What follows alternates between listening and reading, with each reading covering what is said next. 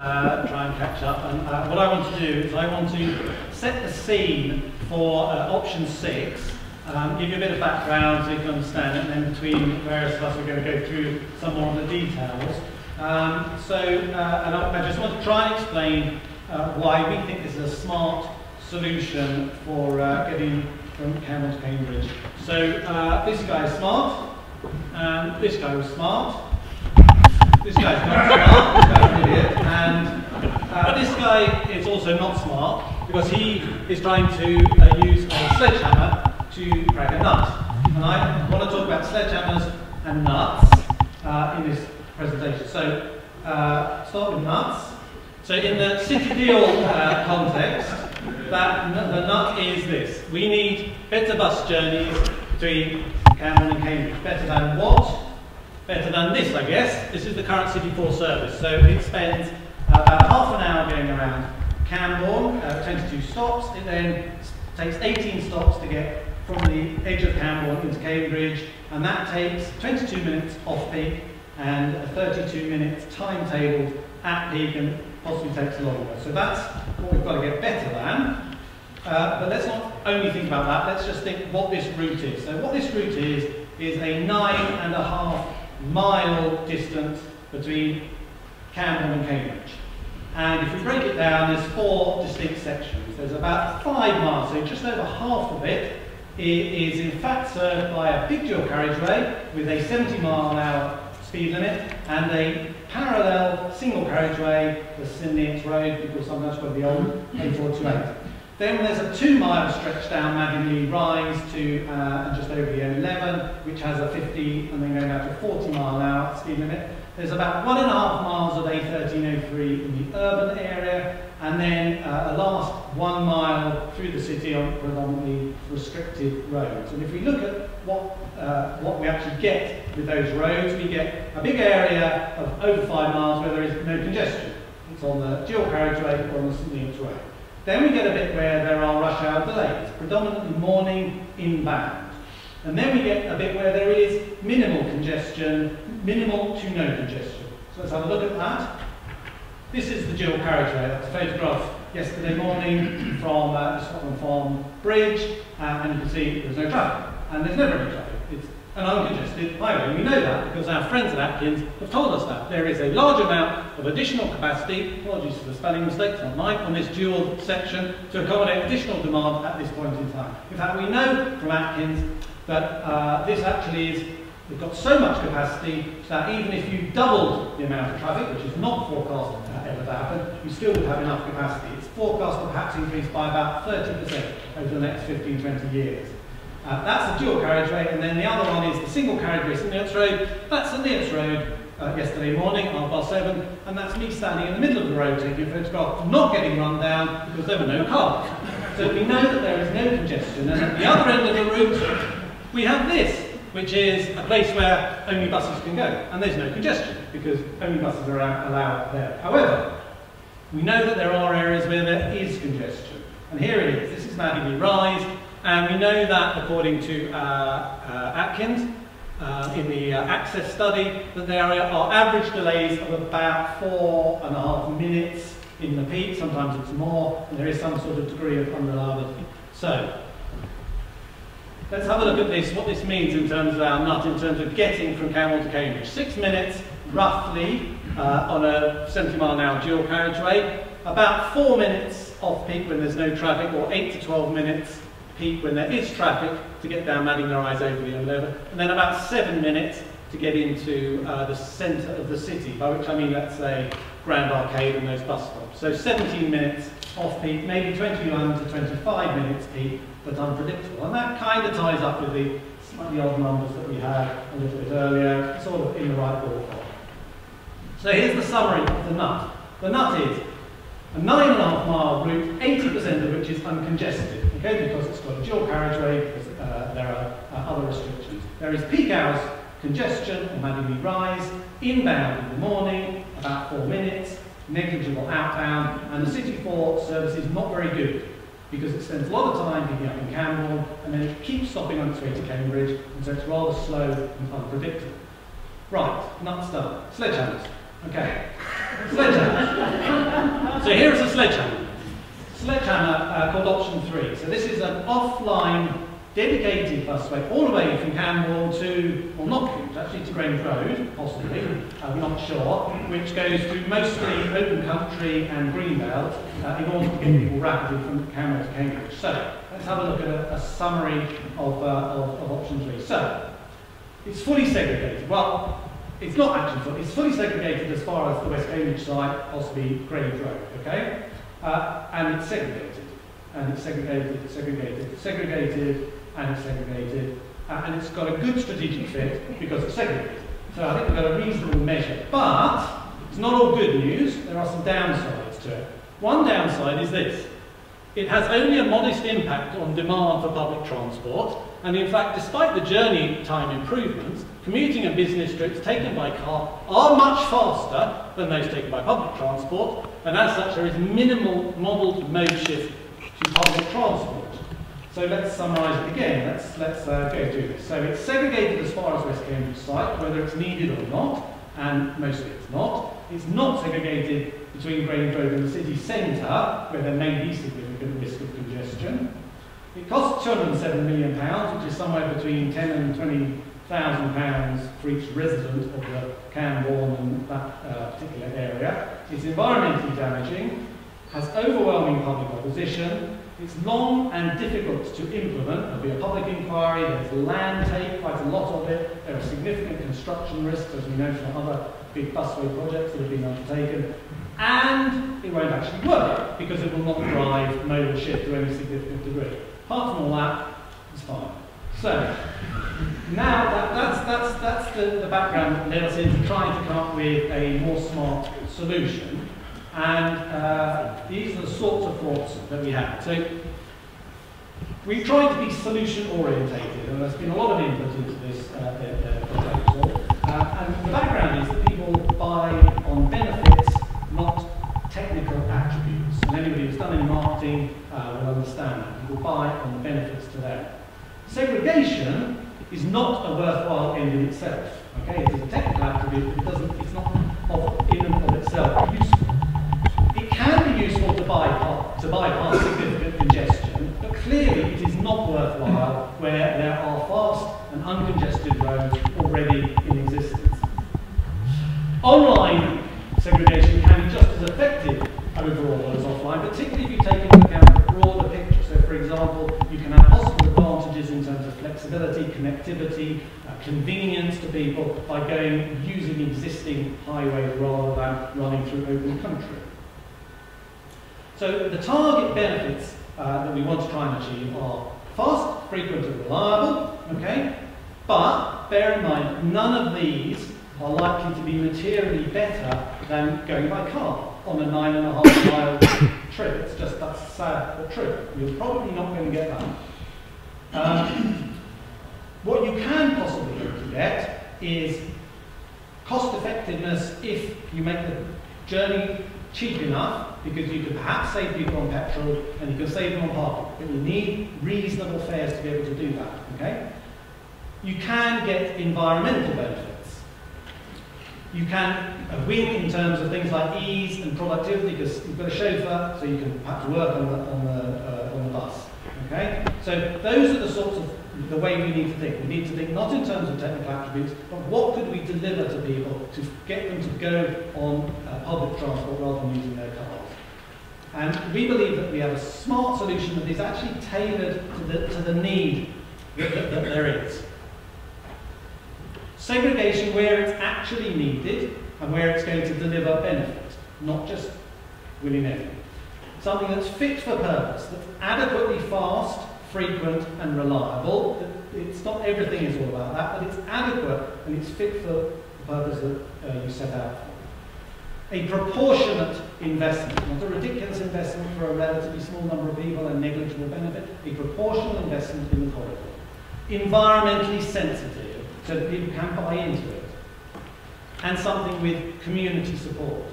Those are the sorts of things that we have started with as a map to try and achieve a sensible solution.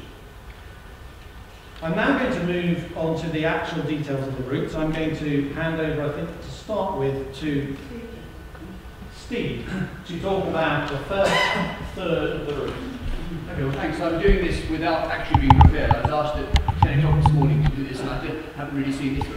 But these basically, I mean, I represent, said earlier, I'm from Bourne Parish Council, but I represent the coalition of parish councils. Currently 20 strong, west of Cambridge, soon to be 22 we hope. So I'm speaking on behalf of most of those. If any members are here, they think I'm please come back later. But there's unanimous support in the meeting we had in early in January, reviewed this for an on-road solution. You know, the people out there, the Camb people, Bourne, Caxton, Ellsworth, Hardwick, Portico, the villages close to the busway that will use the busway don't want a busway. They want an on-road solution that is simple and easy to use, but very much eloquent reasons given by you and by Bev earlier. You know, we just don't need it. It won't save enough time to make the disruption worthwhile.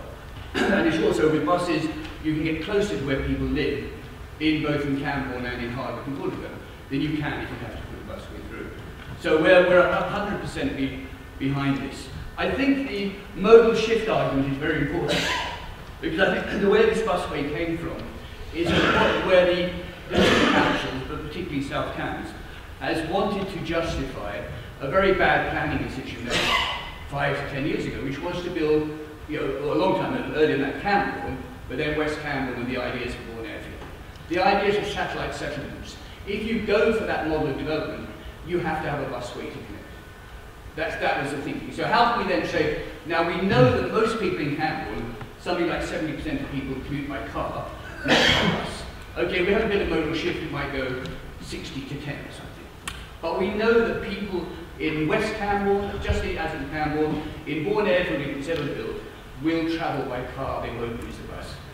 But the busway is sound sustainable. So if you can say we have to have a busway, the busway to a potential Bourne Airfield makes Bourne Airfield sound sustainable, but it wouldn't actually be sustainable because people would still be using cars to commute to work. So for us, it's a no-brainer that a simple, low-cost solution like this is the way that we should be going.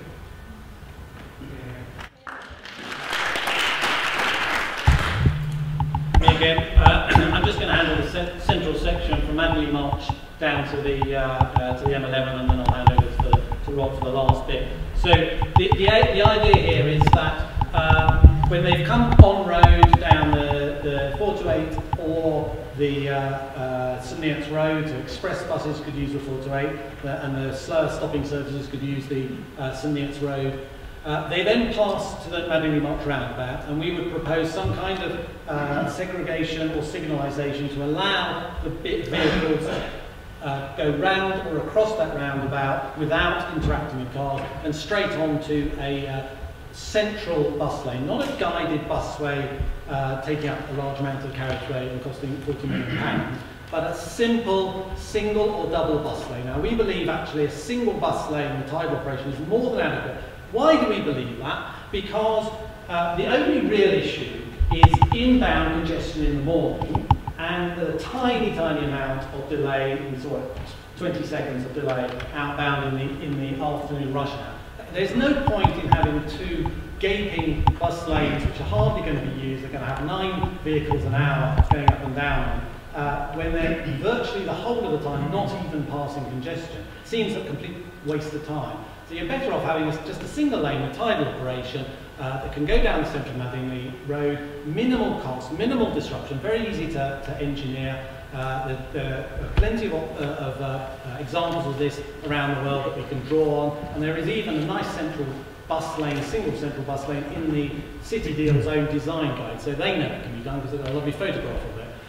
For cycles, we propose a segregated off-road cycleway so that the cyclists do not have to go on the highway. They can if they want to, but they don't have to. They have their own separate, dedicated cycleway that comes south of Madingley Rise, goes through Coton Village and over the existing cycle footbridge and into the city that way. And when we get to the M11 overbridge, which you'll remember, we were told repeatedly can't be widened or adapted to accommodate any other lanes. We now know that that's not true. It can be. we would propose a single lane that's just bi-directional, so the buses can use it with traffic lights at each end. The buses can use it going in either direction, the same way they use the bi-directional single bus lane that you possibly are aware of between the station and the Trombington Park and Ride. Very simple, just has traffic lights at each end and really easy intervention. Rob.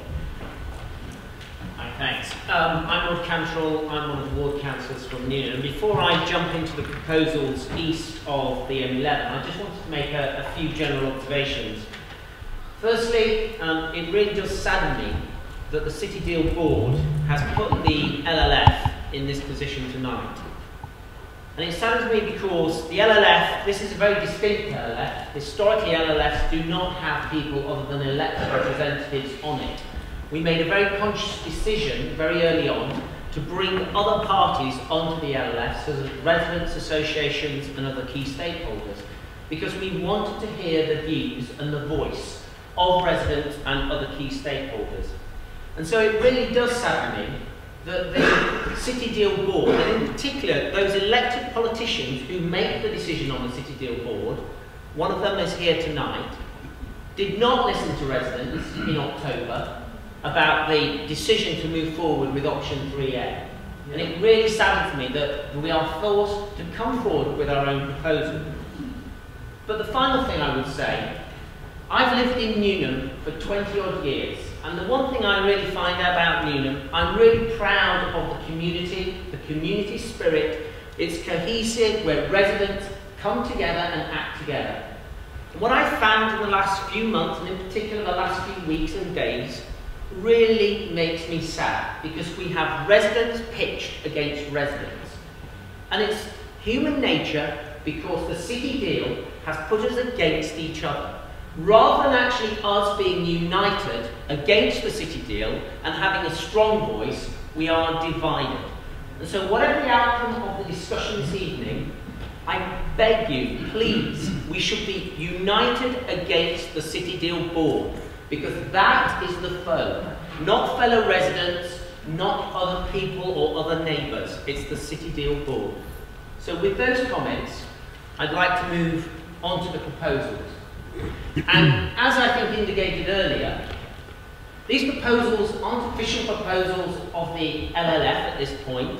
They're proposals that have come up from various people within the LLF. They're for debate this evening, and hopefully we can reach some form of conclusion that will enable us to table those proposals towards the City Deal Board. As a ward councillor, I've been very clear throughout this whole exercise. I'm opposed to a bus route across the West Fields. I'm opposed to a bus route across the Greenbelt in relation to the Coton Corridor.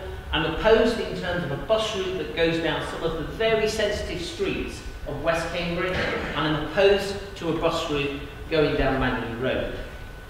And why I say that is because the route east of the M11 has an important set of values attached to it.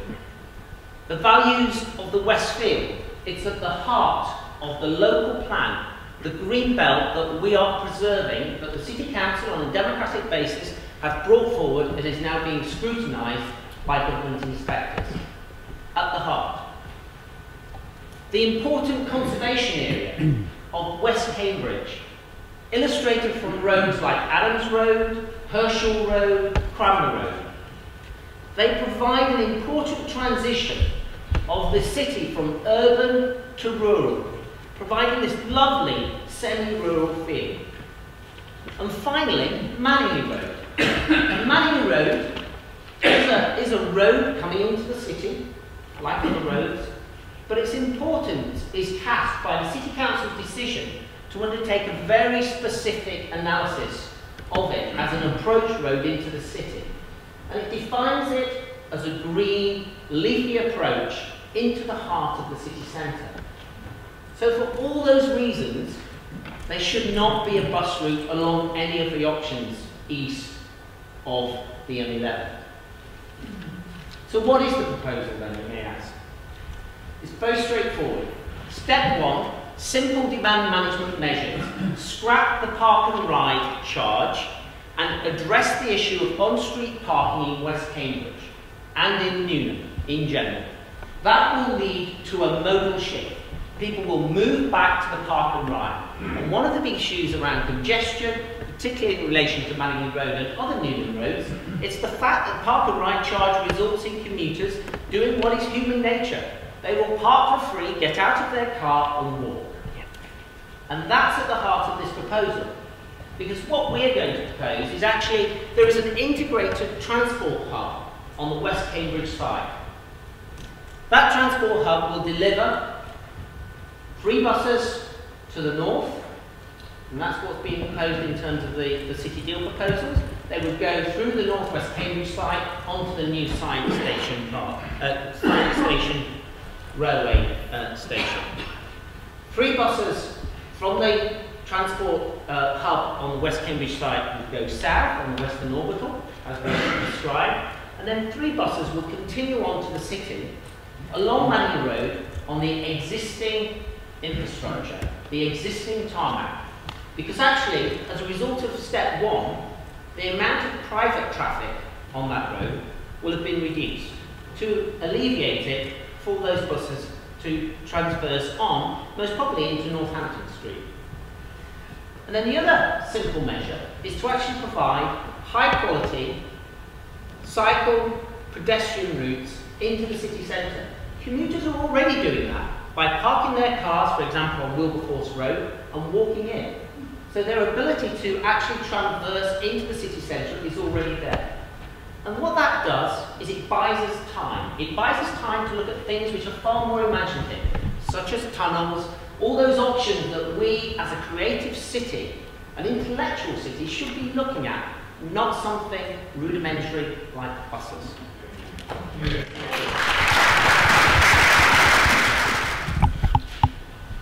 Okay, I'm just going to wrap up. So I've got a couple of final points to make. But one of them is this, that if you look at what will happen, what would happen to buses if they came in on a special busway through the West Cambridge side or south of the West Cambridge side, and then down Adams Road or whatever, onto Grange Road, West Road, onto Queen's Road, Silver Street, and then down Downing Street to the Grand Arcade.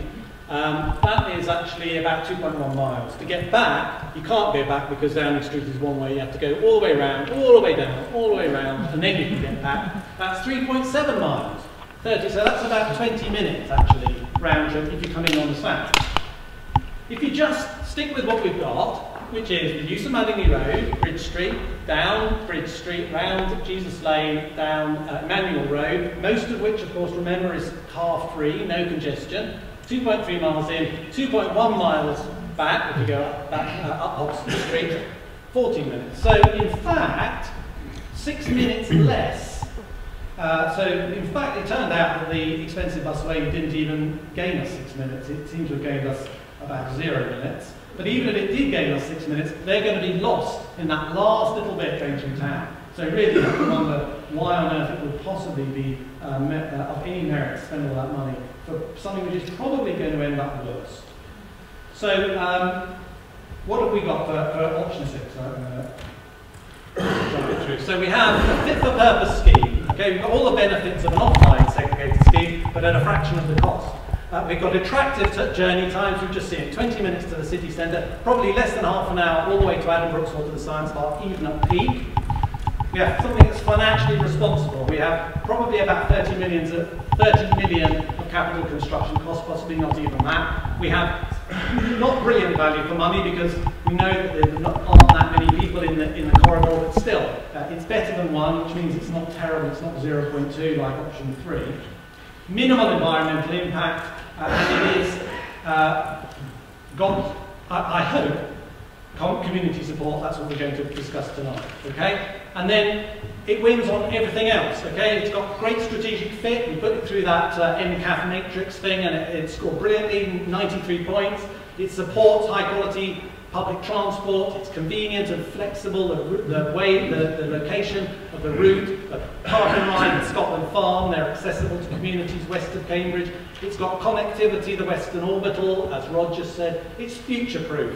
It's either segregated or it uses uncongested roads now and in the future. It satisfies the local plan because it's a sustainable, reasonable way of connecting the new developments that are approved with the city, and it is coherent. I don't know what that means actually, I just copied it off some city documentation. Actually, it is whatever it says it is.